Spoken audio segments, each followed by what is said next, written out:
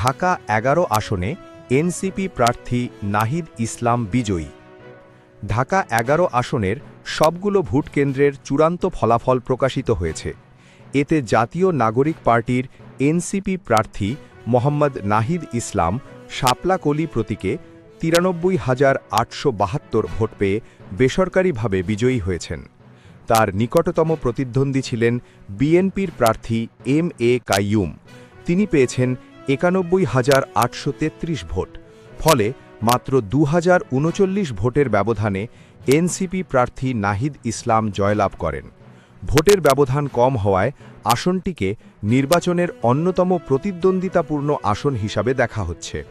শুক্রবার ১৩ই ফেব্রুয়ারি সকালে ঢাকার বিভাগীয় কমিশনার শরফ উদ্দিন আহম্মদ চৌধুরী আনুষ্ঠানিকভাবে এই ফলাফল ঘোষণা করেন।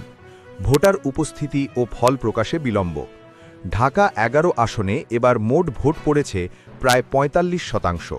অন্যান্য অনেক আসনের তুলনায় এখানে ভোটের হার মাঝারি পর্যায়ের ছিল বলে জানিয়েছে নির্বাচন সংশ্লিষ্টরা। উল্লেখ্য, ঢাকা ১১ আসনের ফলাফল প্রকাশে কিছুটা বিলম্ব হয়। দীর্ঘ সময় অপেক্ষার পর অবশেষে সব কেন্দ্রের ভোট গণনা সম্পন্ন করে চূড়ান্ত ফলাফল প্রকাশ করা হয়।